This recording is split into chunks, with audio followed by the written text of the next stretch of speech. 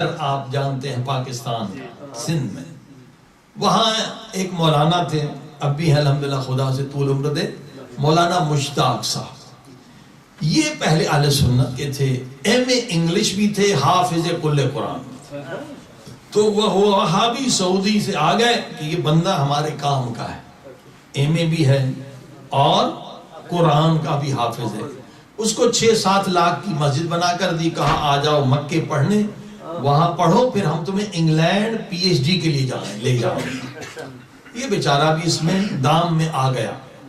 اب یہ کہتا ہے میں جب مکے گیا تو درس کے دوران ایک استاد نے مولا علی کی توہین کی، تو مجھ سے برداشت نہیں ہوا، میں کھڑا ہو گیا، کیونکہ آپ کو پتا ہے کہ سندھ میں لوگ مولائی ہیں، اہل سنت بھی کہتے ہیں یا علی بدر،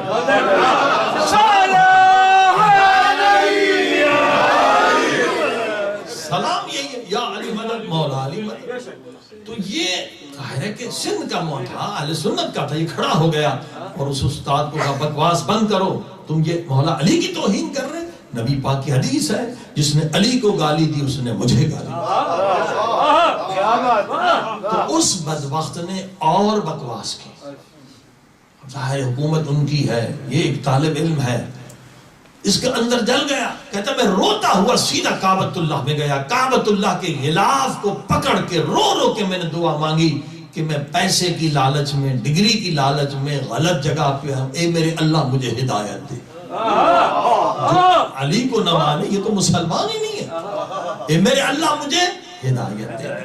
کہا میں دعا پڑھ کے، نماز کا وقت ہو گیا، نماز پڑھنے لگا، نماز ختم ہوئی تو میرے ساتھ ایرانی عالم بیٹھے ہوئے تھے، باتیں شروع ہوئی، میں نے جو بھی شیعہ سنی کا فرق تھا، ہم نے کہا بھئی یہ آپ لوگ شیعہ جو ہے نماز ہاتھ کھول کے کیوں پڑھتے ہو؟ ہم ہاتھ سارے بند کے پڑھتے ہیں۔ تو انہوں نے قرآن کی آیت پڑھی کہ قرآن میں لکھا کما بدأکم تعودون، کہ جیسے تم اس دنیا میں آئے ہو اور جیسے واپس پلٹ کر جاؤ گے ویسے نماز پڑھو۔ اب جنازہ شیعہ کا دیکھ لیں، سنی کا دیکھ لیں، اگر ہاتھ کھلے ہوئے ہیں تو ہاتھ کھول کے پڑھو، ہاتھ بندے۔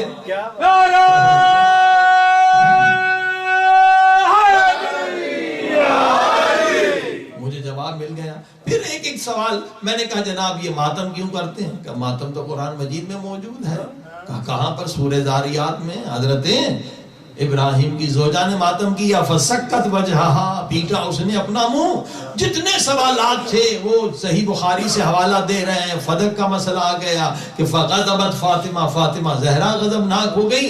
الحمدللہ جتنے میرے سوالات تھے قرآن سے، حدیث سے، بخاری سے، مسلم سے مجھے جواب مل گئے۔ میں نے سجدہ کیا شکر کا، دل سے کہا میری دعا قبول ہو گئی، مجھے ہدایت مل گئی۔ میں نے اعلان کر دیا علی ولی اللہ۔ نعرہ تکبیر، اللہ اکبر، نعرہ رسالت، یا رسول اللہ، بلند کریے کل ایمان دا نعرہ حیدری۔ اب میں نے کہا اگر ان وہابیوں کو پتہ چلا تو میرے ٹکڑے ٹکڑے کر دیں گے۔ میں نے ٹکٹ پکڑا سیدھا سکھر، اور وہ جو 6-7 لاکھ کی، یہ 25 سال پہلے کا واقعہ ہے، 6-7 لاکھ کی مسجد وہابیوں نے بنا کر دی، اس میں آ کر میں نے اذان دی علی ولی اللہ۔ پورے شہر میں ہنگامہ ہو گیا کہ یہ تو وہابیوں کی مسجد ہے، اس سے آواز آ رہی ہے علی ولی اللہ۔ سارے وہابی اکٹھے ہو گئے، کورٹ میں گئے کہ جناب اس نے ہماری مسجد پہ قبضہ کیا۔ تو کہا میرا باپ جو ہے نا سکھر کا بڑا وکیل تھا، وہ کامریڈ ٹائپ تھا، ان کو زیادہ مذہب سے مسئلہ نہیں تھا۔ کہا کوئی گھبرانے کی بات نہیں، یہ جیت نہیں سکتے۔ کہا کیس میں ہم جیت گئے، لیکن جب میں زیارت کے لیے قم گیا اور مراجع سے پوچھا کہ ہمارا اب حکم کیا ہے، یہاں نماز پڑھے یا نہیں، تو سارے مراجع نے کہا کہ غصبی جگہ پہ ہماری نماز نہیں ہوگی۔ صلوات پڑھ دے محمد،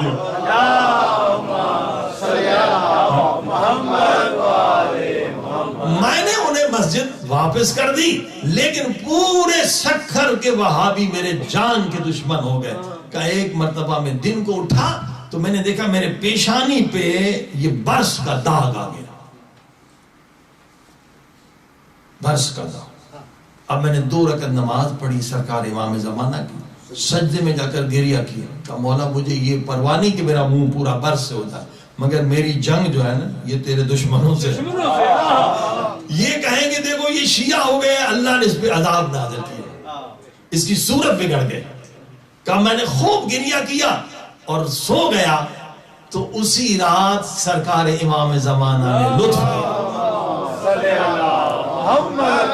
امام زمانہ نے زیارت کرائی اور مجھے نسخہ دے دیا, اور میں نے جا کے اس نسخے پر عمل کیا اور وہ برس ختم ہو گیا. اب میرا ایک دوست تھا, وہ کمیونسٹ تھا, خدا کو بھی نہیں مانتا تھا, اس کو یہی برس کی بیماری ہوئی. تو میں نے کہا مجھے برس ہوا تھا, میں ٹھیک ہو گیا تھا. کیسے؟ دنیا, پوری دنیا میں آج بھی اس کا علاج نہیں ہے, نہ امریکہ میں, نہ یورپ میں, نہ کہیں نہیں ہے. کہا بھی میں نے ریسرچ کی ہے, برس کا علاج آج بھی 25 سال پہلے آج بھی وہی حال ہے, دنیا میں کہیں نہیں ہے. تو کہا دنیا میں کہیں نہیں مگر میرے امام کے پاس ہے.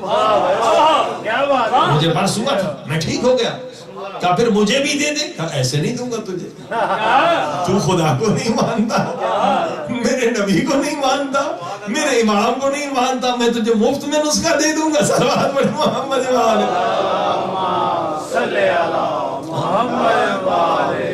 کہا شرط پہ دوں گا, اگر تجھے شفا مل گئی تو تو نے نعرہ بلند کرنا ہے لا الہ الا اللہ محمد الرسول اللہ. کہا بھئی کیوں نہیں کروں گا, جب جس چیز کا دنیا میں علاج نہیں ہے, پوری اتنی دنیا نے آج ترقی کی ہے مگر برس کا علاج نہیں ہے, میں یقیناً مومن ہو جاؤں گا. کہا میں نے اسے نسخہ دیا, اسے شفا ملی اور اس نے بھی اعلان کیا علی ولی اللہ. صلوات پڑھ دے محمد.